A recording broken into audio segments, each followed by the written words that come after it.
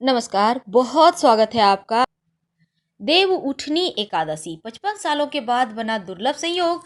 और इस एकादशी की शाम में आप अगर चाहते हैं कर्ज से मुक्ति पाना, जीवन में धन आना, खुशियां आना और साथ ही आपका ग्लैमर बढ़े, आपका शुक्र मजबूत हो, तब इसके लिए आप क्या उपाय करेंगे?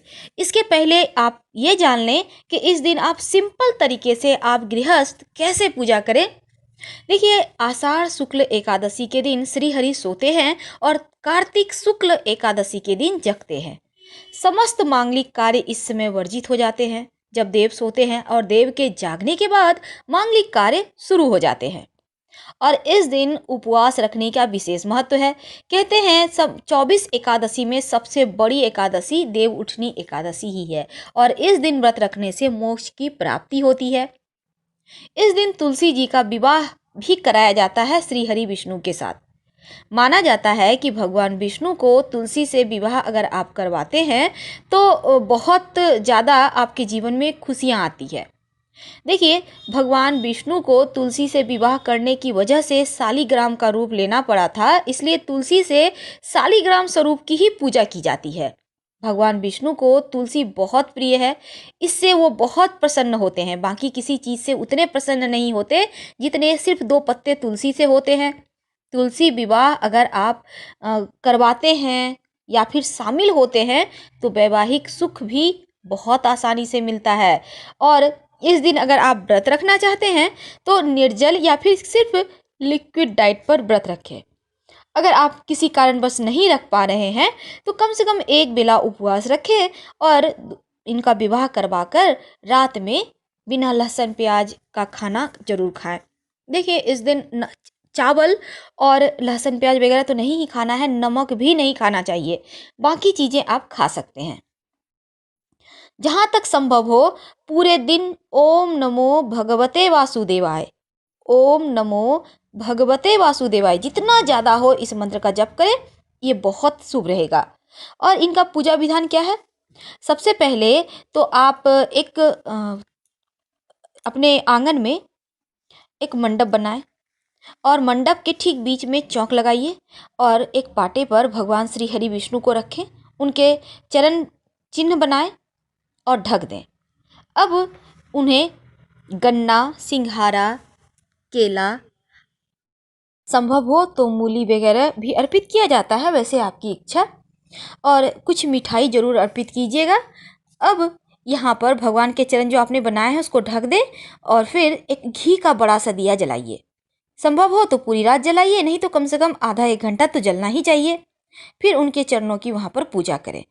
अब शंख, घंटा जो भी आपके पास है जरूर बजाइए और व्रत की कथा जरूर सुनिए। जब श्री हरि के आप चरण सुबह सुबह चरण उठाएंगे, यानी कि जो आपने ढककर रखा है, तब चरण को छूकर अपनी मनोकामना जरूर बोलिएगा। मान्यता है कि हाथों हाथ मनोकामना पूर्ण होती है। और ये जो चरण आपने ढक कर रखा है, भोर के समय यानी सुबह 4 साढ़े 4 बजे उठाने का विधान है। उठो उठो वासुदेव, उठो उठो। आप चाहें तो तुलसी विवाह कराने के बाद भी उठा सकते हैं, अगर संभव हो तो सुबह उठाएं। इस दिन बहुत तरीके के उपाय किए जाते हैं। जैसे आप कर्ज से परेशान हैं, तब श्री हरि विष्णु को चूंकि अक्षत अर्पित नहीं किया जाता, इसलिए तिल अर्पित किया जाता है। तो थोड़े से तिल अर्पित करें, काला तिल, और उनसे प्रार्थना करें कि आपको कर्ज से मुक्त किया करें प्रभु, ऐसा प्रार्थना करें। और दूसरी है, अगर आप शीघ्र विवाह करना चाहते हैं, आप लड़की हो या लड़का हो, लाल या पीले कपड़े पहनकर शालिग्राम के पास बैठें, उन्हें स्नान कराएं, चंदन लगाएं, पीले रंग के आसन पर रखिए और फिर तुलसी को अपने हाथों से शालिग्राम को समर्पित कर दें। प्रार्थना करें कि आपका विवाह जल्दी हो जाए। देखिएगा, जल्दी से जल्दी आपके विवाह हो जाएंगे। अगर वैवाहिक जीवन में दूरियां हैं, अलगाव है, बाधा है, तब क्या करेंगे? तब आप महिला हैं तो संपूर्ण श्रृंगार करके आप शालिग्राम भगवान के साथ तुलसी जी का गठबंधन कीजिए। करेंगे कैसे? शालिग्राम भगवान को पीले वस्त्र अर्पित करें और तुलसी जी को लाल, फिर अपने हाथों से 2 गांठें उसमें लगा दें। अब 1 लोटा जल लें और हाथों में लेकर तुलसी शालिग्राम की 9 परिक्रमा करें। और फिर ये जो गांठ लगाई है आपने कपड़ा को, इसे अपने पास सुरक्षित बनाए रखें। आपके वैवाहिक जीवन में खुशियां आ जाएंगी, झगड़े लड़ाई वाद विवाद नहीं होंगे। श्री हरि विष्णु और तुलसी विवाह की कथा। यह कथा पौराणिक काल से है। हिंदू पुराणों के अनुसार जिसे हम तुलसी के नाम से जानते हैं, वे एक राक्षस की कन्या थी जिसका नाम वृंदा था। राक्षस कुल में जन्मी वृंदा श्री हरि विष्णु की परम भक्त थी। वृंदा के वयस्क होते ही उनका विवाह जलंधर नामक पराक्रमी असुर से करा दिया गया। अब वृंदा भगवान विष्णु की परम भक्त थी और साथ ही एक पतिव्रता स्त्री भी थी, जिसके चलते जलंधर अजेय हो गया। अब जलंधर को अपनी शक्तियों पर अभिमान हो गया और उसने स्वर्ग पर आक्रमण कर दिया।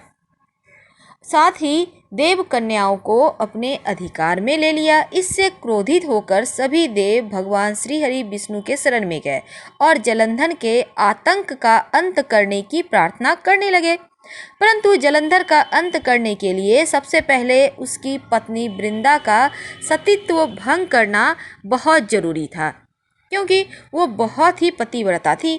भगवान विष्णु ने अपनी माया से जलंधर का रूप धारण कर वृंदा के पतिव्रत धर्म को नष्ट कर दिया, जिसके कारण जलंधर की शक्ति छीन हो गई और वह युद्ध में मारा गया।